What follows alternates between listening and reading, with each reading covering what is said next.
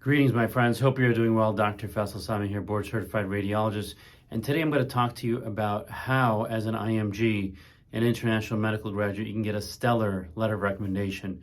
So the first thing I'm going to tell you is when you've identified an externship, either in person or virtual, show up, right? Show up early, actually.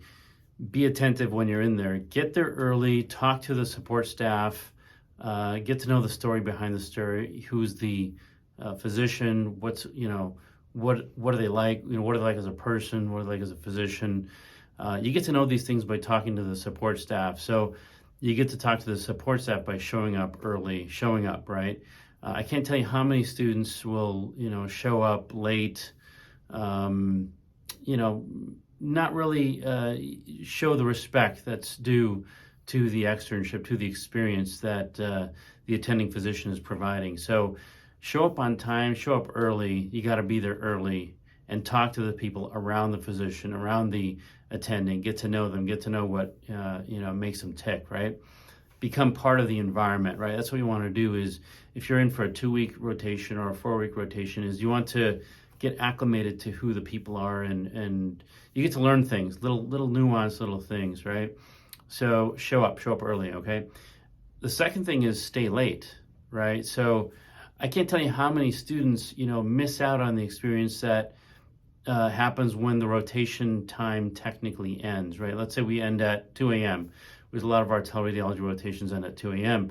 We've got students logging out right at 1:59 a.m. and they're gone. But there's a lot of banter and wrap up and housekeeping that happens at the end that they miss out on, right?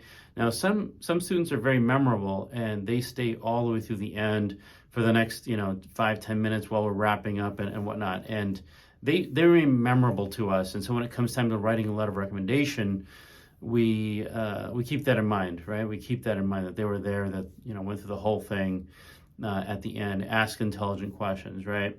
So that leads into the third thing, right? Ask intelligent questions. You want to ask questions that are not easily answered by just Googling something on the internet, right? So you want to ask something that shows you've done your research on a particular topic.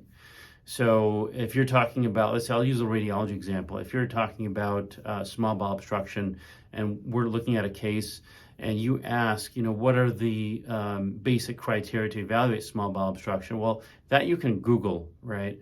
And you can find that out.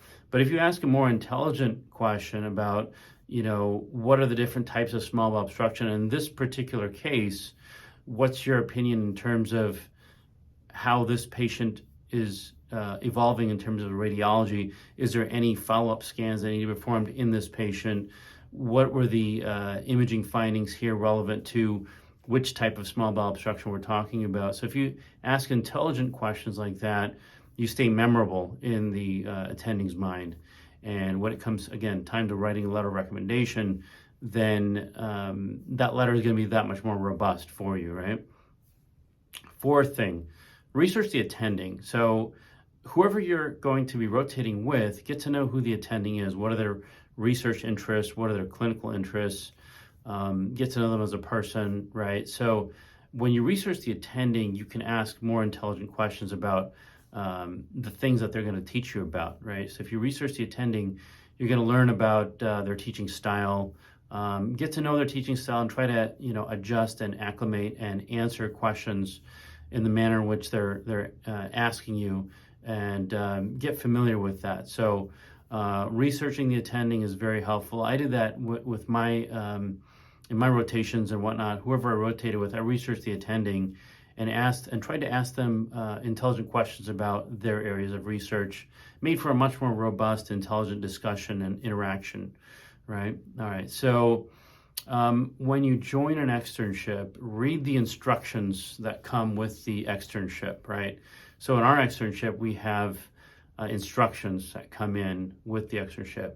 We have case logs, we have a presentation guideline, we have things that we want the students to do during their time with us. Follow those instructions because those instructions are put there with a fair amount of thought, and we want to evaluate you based on the different things that we ask you to do and how you comply with those things and how you follow through with those things.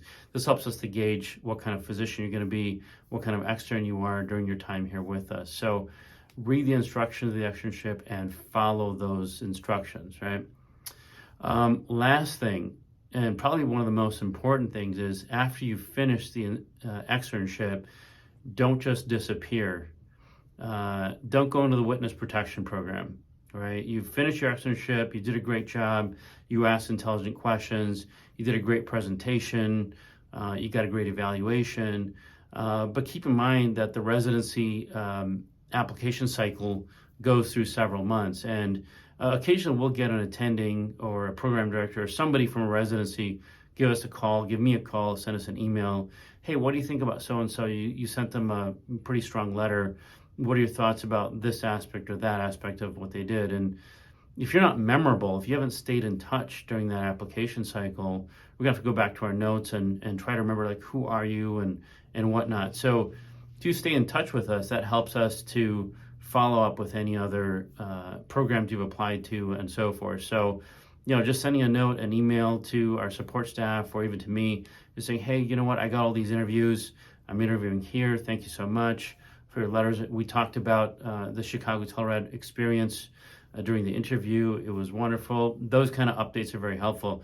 We've had students come through that interview at several places, and they don't get a residency offer from anywhere. They don't match anywhere. And we never find out exactly why they don't stay in touch with us. We even have had students who've come through who got residency and then again disappeared. So it's those people who didn't match and want to reapply.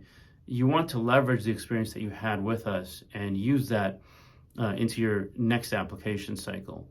You can also do another externship with us and again build that United States clinical experience, right? So you want to do those things. These are some things to keep in mind. I hope this video was helpful for you, and I would like to invite you to come do a teleradiology externship with us.